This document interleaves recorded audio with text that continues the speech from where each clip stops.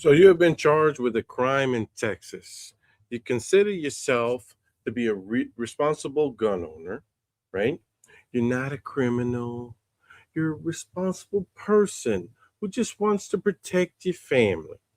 Okay? But now you're asking yourself a question that keeps people up at night. Can I still have a gun? Did that one mistake take away my right forever? All right, in this video, I'm going to break down exactly how Texas law and federal law treats felonies and misdemeanors when it comes to gun rights. If you're new to this channel, I host daily lives that help real people like you get answers to common legal questions. So here's the reality. The law is confusing.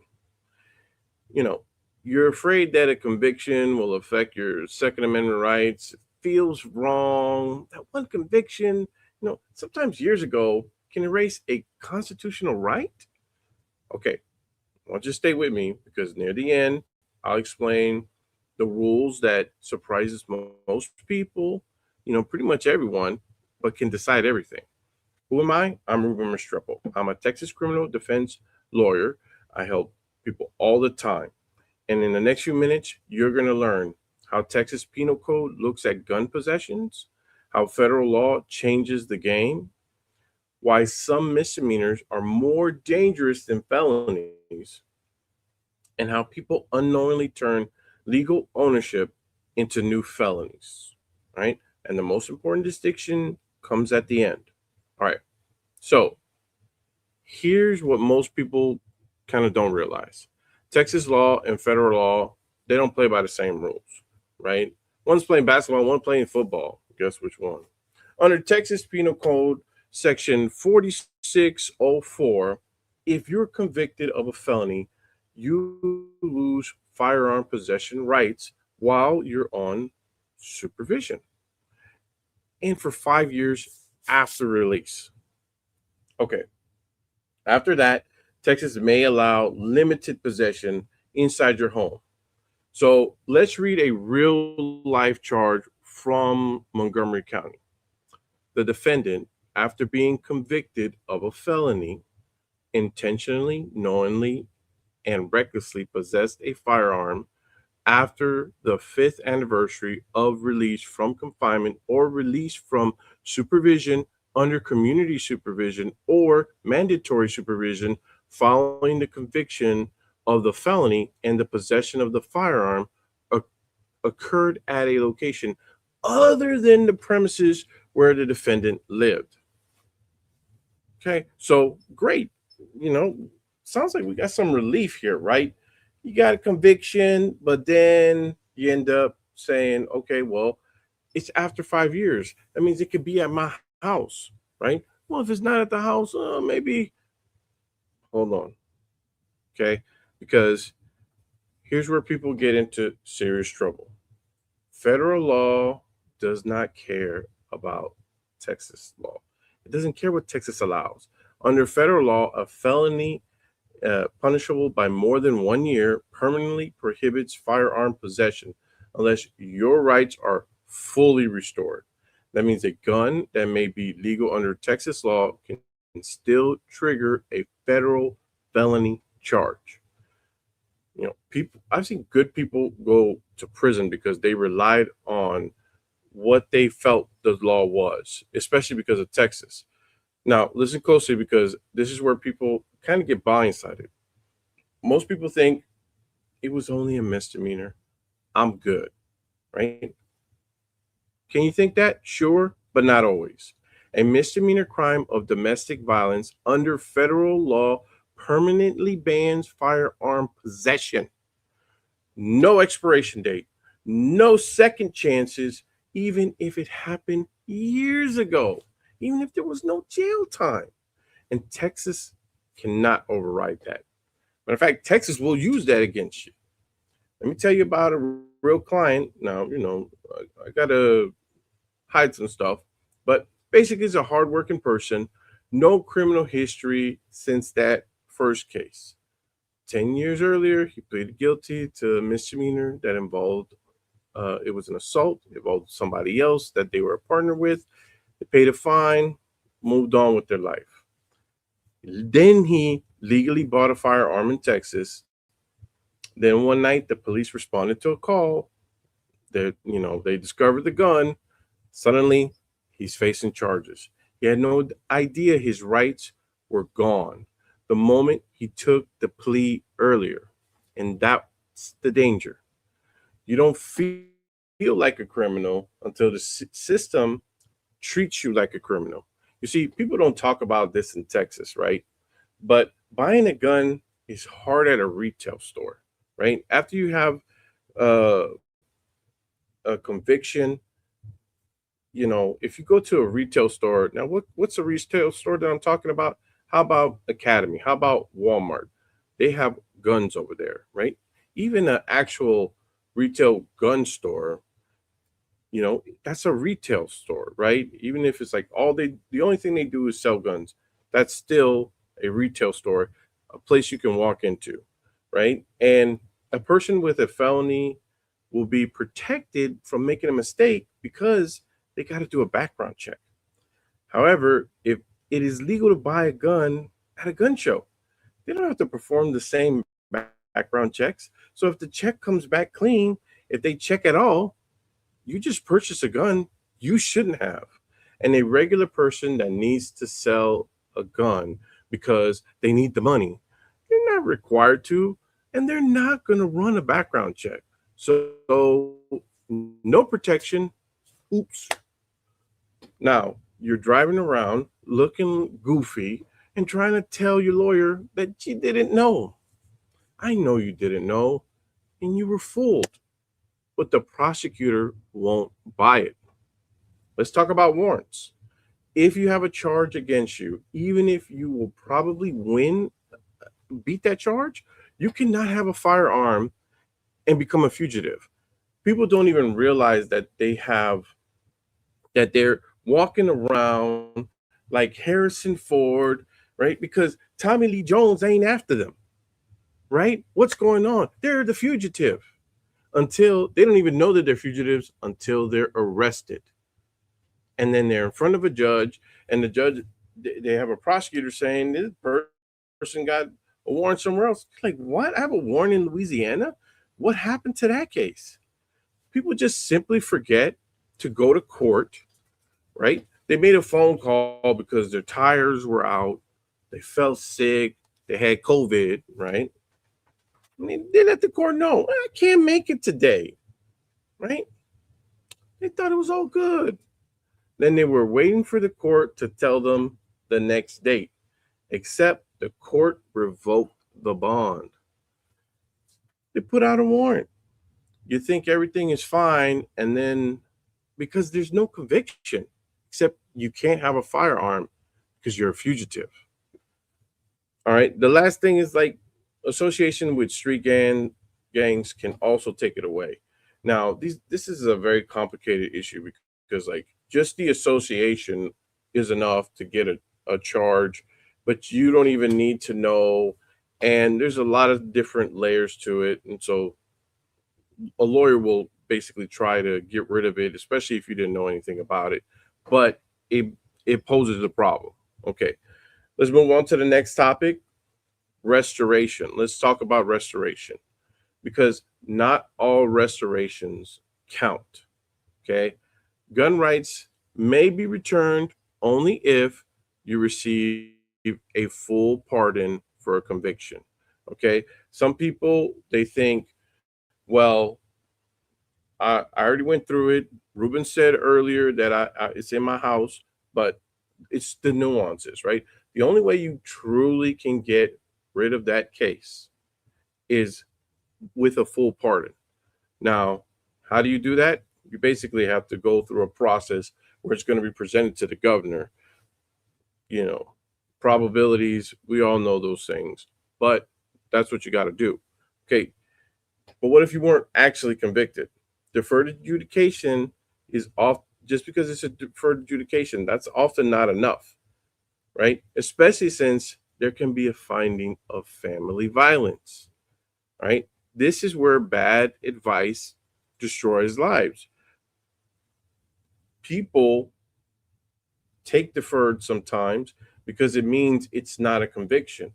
But if there's anything associated with family violence, even a misdemeanor C, right? I forgot which ways you guys are going to see it. Even a misdemeanor C, plain and simple.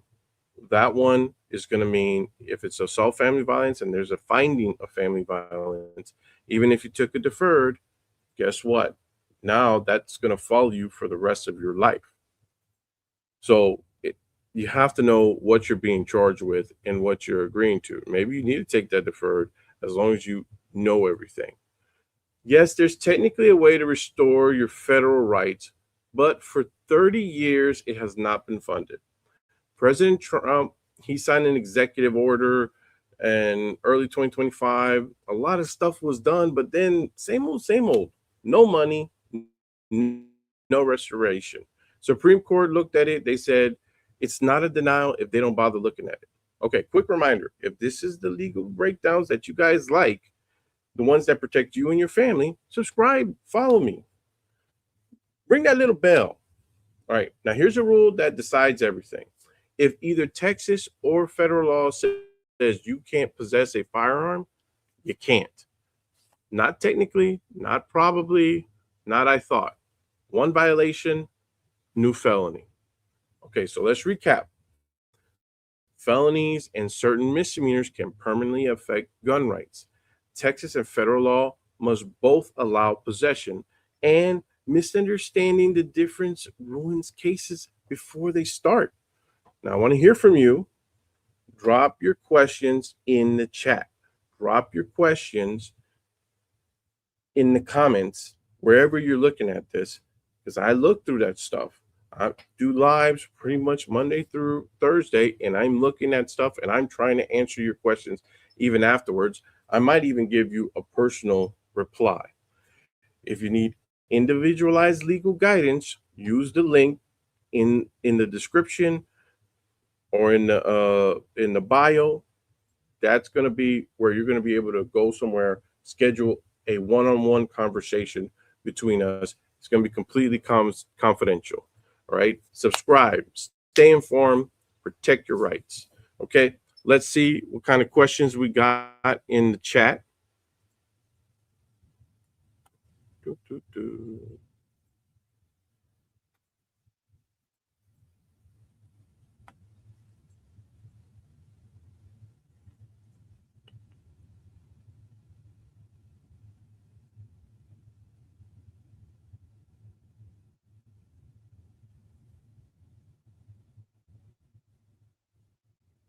Dun, dun, dun. Does a DWI stay on your record forever? All convictions pretty much stay on your record the entire time. Okay. It doesn't really change anything. If you the only thing that can change something is just depending what you're trying to accomplish, right? So let's say you have a DWI 1. You can seal your record after like 5 years, right? There is like a second chance type situation. So with that situation, you would essentially put in what's called a non-disclosure, and it's in the interest of justice. Yes, you can ask for it earlier, but the judge is going to be hesitant about it. But you definitely can ask for it. Now, you can ask for like a pardon, or you can ask, there's a lot of different things you can do, but it's just going to stay on there. The reason they want it to stay on there is because they want to switch it to something different the next time. Does that make sense? They want to say, hey, you are the next time, I mean another DWI charge. So you get that new DWI charge, pretty much they're going to say, okay, now you're going to get a DWI second. DWI second, the jail time is, the minimum is increased. And the first time you might have faced a maximum of 6 months. The second time you're looking at a maximum of 1 year, and then it never goes away. So it could be 15 years, DWI second. If you get a DWI second, and then it's been 30 years, you get a DWI third. It never goes away. They don't want it to go away. Now, if it's a deferred, it's a whole different story. Okay. Usually it's very hard to get a deferred. PTI can definitely help you out. Okay. Let's see here.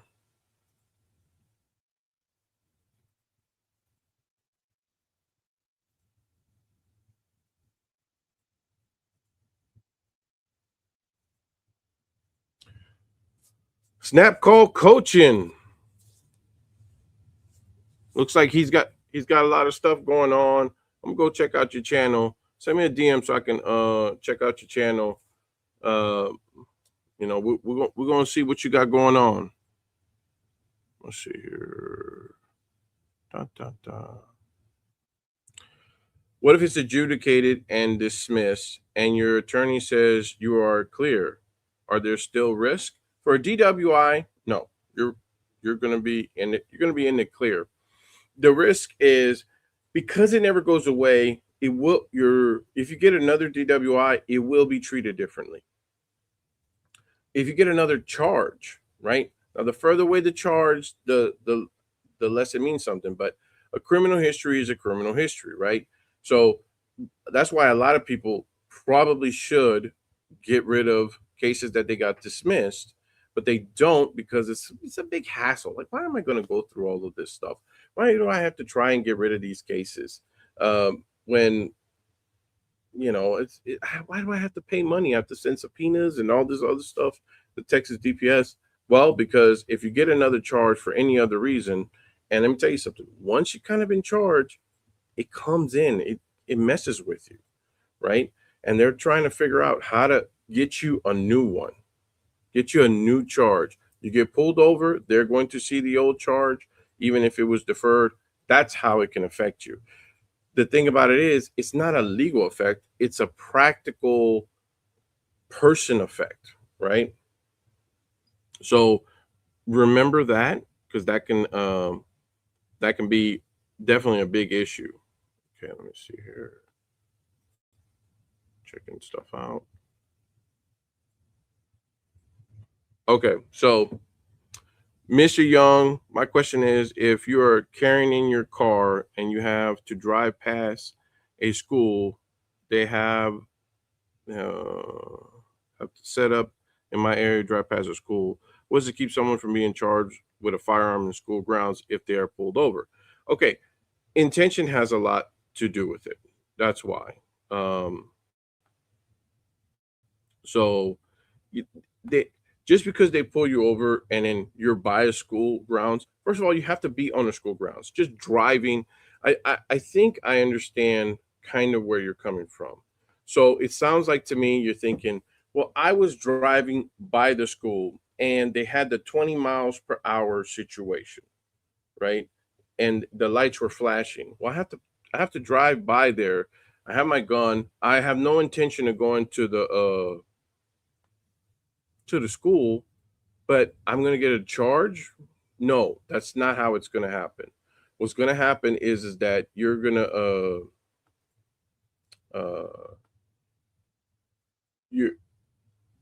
you were not on the grounds. Now, if you had to go pick up your daughter, that's where they might come and get you, mess you up. Like, why do you have a gun on school grounds, right? Because think about it. What if somebody was doing something and you misperceive it, and so you pull out your gun and now you just created aggravated assault with a deadly weapon? They look at the situation and they're like, well, your heart was in the right place, so we don't want to go that far. But then they're like, you shouldn't have had no gun. Now they're gonna reduce it to that, and now if it's affected your firearms forever. So gotta be real careful with that. But just regular stuff, I think you'll be fine.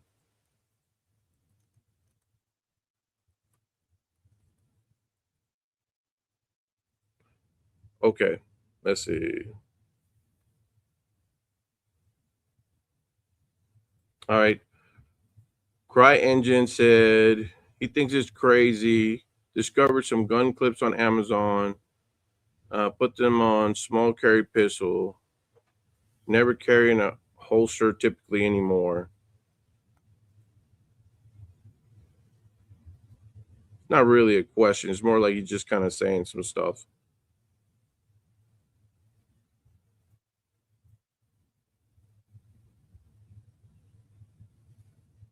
So he says he's just going to take his chances. The gun is always in the pocket and should not open display or whatever. But again, I can see an issue with that occasionally exposed corner. Yeah, that's right. So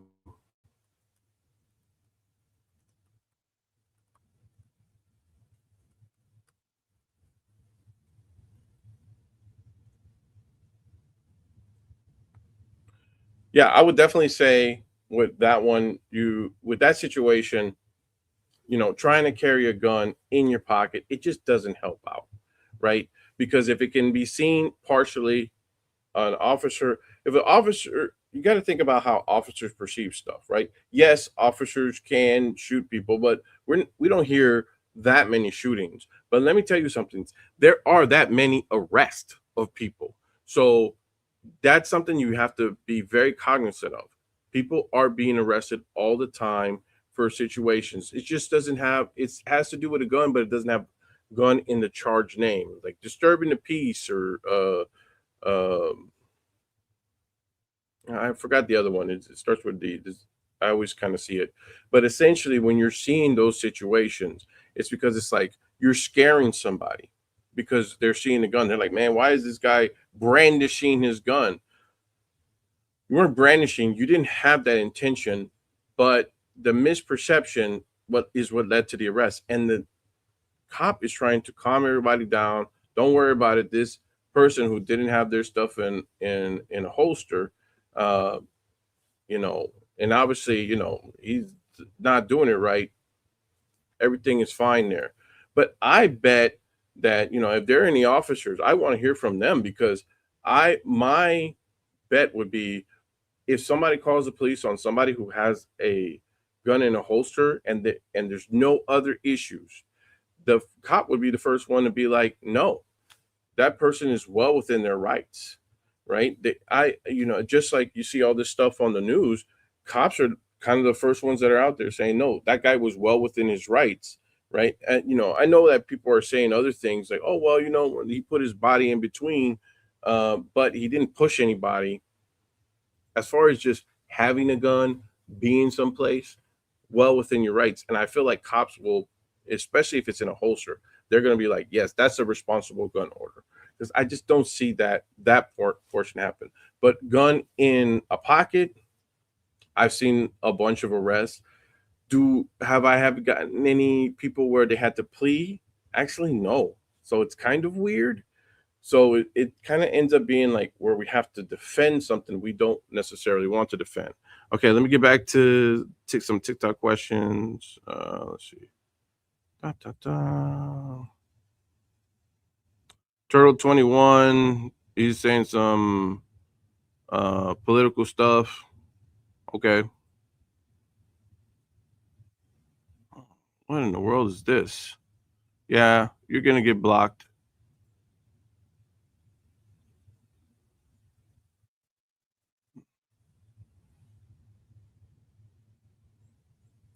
Okay. So, Mello, can you take a flight in the States if you're under investigation? Simple answer is yes. You can take a flight anywhere. Just because you're under investigation, you haven't been charged. Once you're charged, though, if you are charged, then you get conditions. You got to pay a bail, get out, then you're going to get conditions. That is something that you can't violate your conditions. If your condition says you can't go nowhere, you can't leave the state. Texas is so big that people take flights within Texas all the time. So, but if you got to go out of the state, New York, LA, because you're just like you're a big rapper or something. You're gonna have to ask permission for that. But now, as far as taking your gun, don't be doing all that. Okay. All right. Let's see. Let me see if I find the next question here. Okay. So, let's see. Let me do this right here.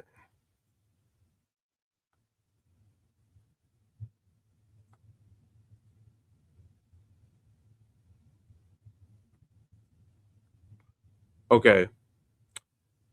James Floyd asks, felon may be able to hold office.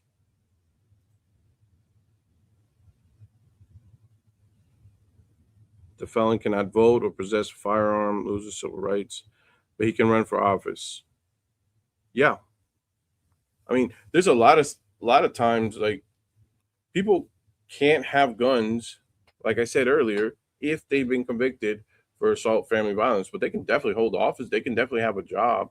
But there will be a lot of different restrictions, right? Now you might be able to hold office, but maybe because of what you have, maybe you can't get somewhere else, right? But we know, look, plain and simple, the president of the United States was convicted of felonies in New York. He didn't serve time, but he would.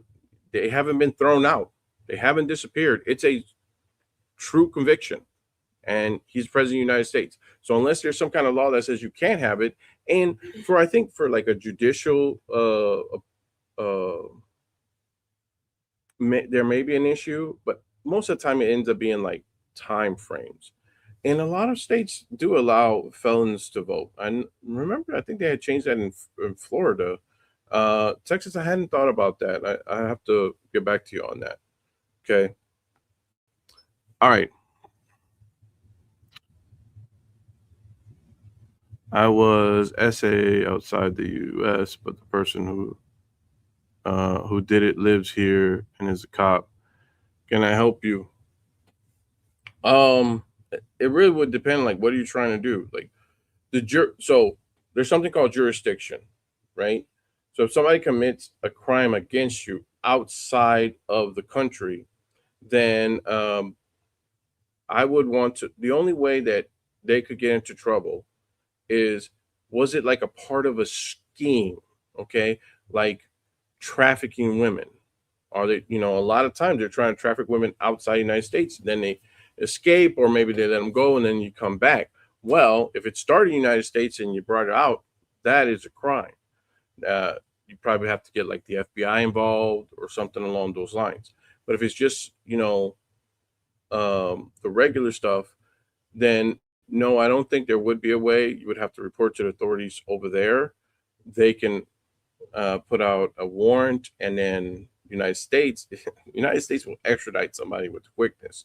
So that probably would be your way of going through it. So now this stuff happened outside of the country, so I don't even think you would be able to sue them. However, any actions afterwards, if they're like trying to taunt you or do something, there is something called an intentional infliction of emotional distress. You could sue them for something along those lines. I don't do that myself, but that is something that you could look into for sure. Let's see here.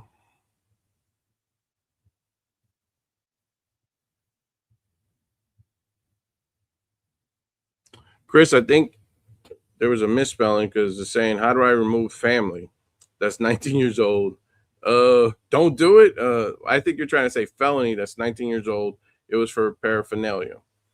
Um, in Texas, there's no paraphernalia. Drug paraphernalia is a misdemeanor C. But if it's a felony, then it was probably like a possession charge. Um, but of course, it would be more difficult to tell. Basically, you'd have to seek um, a pardon, right? Show like, hey, it was 19 years ago. I'm going to church. I'm doing all these things. Get letters from different people, and then send a packet over to the governor and ask him, hey, can we please get rid of this? If the governor grants you a pardon, then you have to go to the board and ask for a restoration of your gun rights because you got a pardon. Okay, let's see here. What's the next one?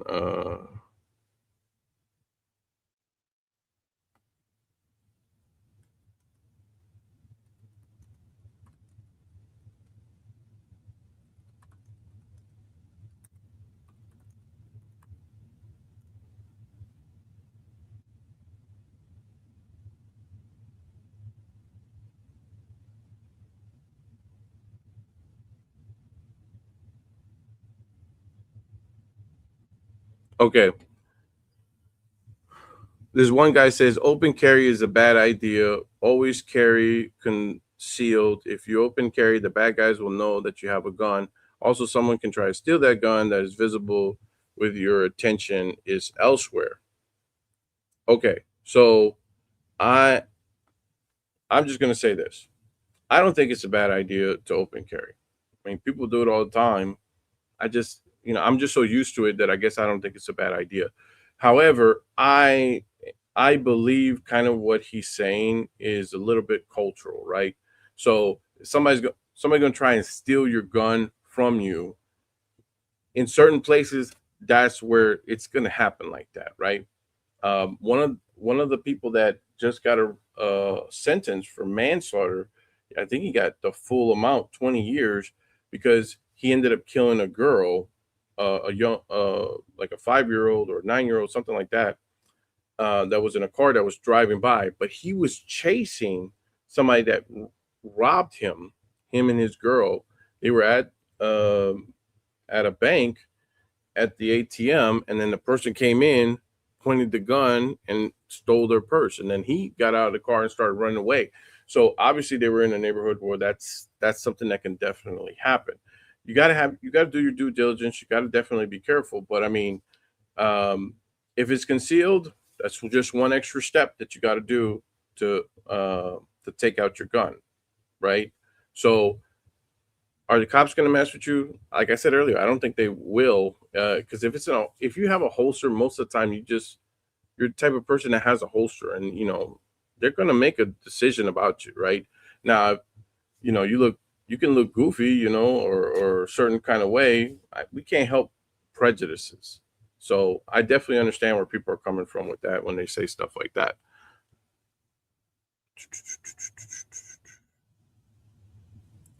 How long do I have to wait to buy a gun after deferred felony probation?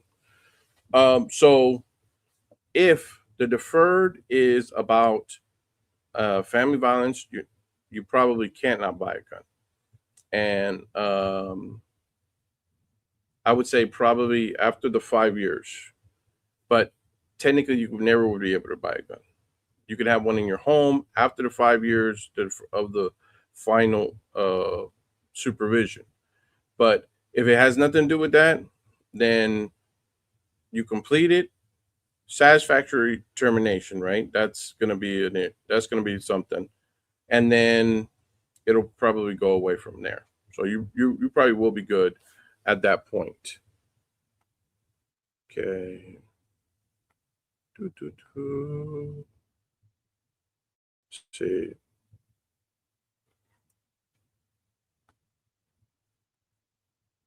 Is Texas a duty to inform state? I would say yes and no. If you have a concealed handgun license, you have a duty to inform them, right? But you don't have to. You have a Fifth Amendment right. You don't have to tell anybody anything just because you have a gun. There's no law that says, "Oh, there's a failure to inform us that he had a gun when we pulled him over for a traffic stop, and we had no indication that he had a gun." In the glove compartment and trunk, there's no duty to inform anybody. But a lot of states do that, so you can think of it as like a kind of good practice, if you especially if you're going in and out and you just want to say it. But just remember, if you say something and they're just going to give you a ticket, right? No one is going to be like, "Oh my God, that guy was a registered gun owner. Let me go and get them." What you're worried about is they're arresting you, right? You're going into custody. They're going to search the car. Well, if they're going to search it anyways, then at that point, yeah, you probably should say something, right? But even then, you don't have to say anything, just because I just don't see. I haven't seen a fail to informed charge, right? I just haven't seen it on an unlawful carry statute. I haven't seen that either. So I would say no. Let's see here. Would I be able to remove a felony? Oh no, I already answered you, Chris. Oh, congratulations on it. On it, G. Like a G unit. Congratulations, man. I love Stickle. South Texas College of Law is a great school. all the lawyers there. I am still friends with the majority of the lawyers that I went to school with. I talk to them, help each other out all the time. I think you're gonna make some lifelong friends. So, just be involved, talk to people, study. Law school is very different than regular school because what ends up happening is that you go Monday through Thursday. So Friday is your weekend. And if you're going full time, you don't have nothing on Friday, Saturday, or Sunday. So Thursday is law school Friday, and you're gonna have to get used to learning those things. Yeah, but once you're a student, you can learn about a lot of stuff. If you, I was saying this yesterday, if you want to focus on one particular thing, you don't have to worry about doing that. So you can you won't have the opportunity to do that because you don't choose a major in law school. You just become a lawyer. So if you want to focus on something, join one of the associations as a student, and they usually have a CLE, and most of the time the CLEs are free for students, or they come at like such a discount, it's practically free. Right now, you're probably not gonna be working, so it's gonna mess you up, right? So, but hey, I'm pulling for you. Do great.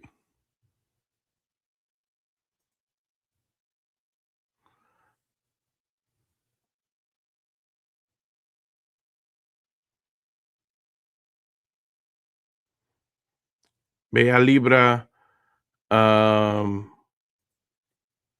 some the spouse 21 years ago, all required done and paid, married 18, born here, trying to fix.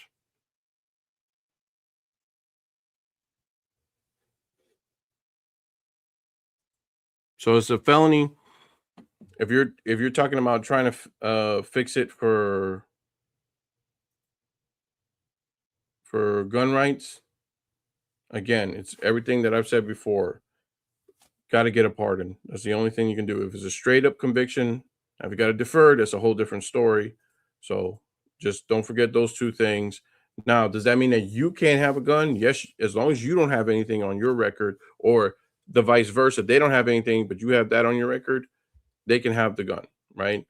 And then because it happened so long ago, you could be in the house with the gun. What can happen is whoever has the felony cannot be alone in a vehicle with that gun and just traveling around with it. It's just that's where they're going to get into trouble. There's going to felony in possession.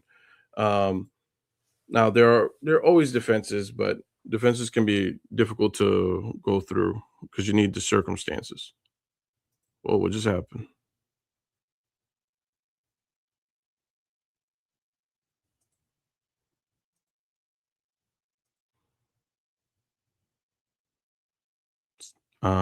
Selena, question, please. I don't see your question. I just see you have a question. Oops.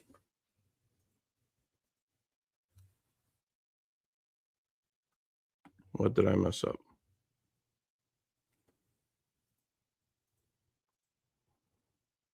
Wow, I just all of a sudden jump. Oh, okay. Dummy gets blocked.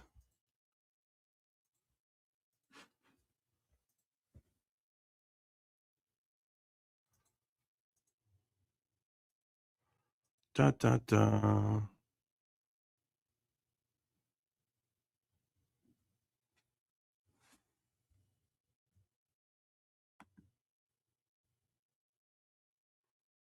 Right. Hey, I appreciate everybody following me on YouTube. As you can see, I've uh responded to some people who left comments on the previous stuff, and I let them know, hey, I left a comment on it. I answered your question on a comment.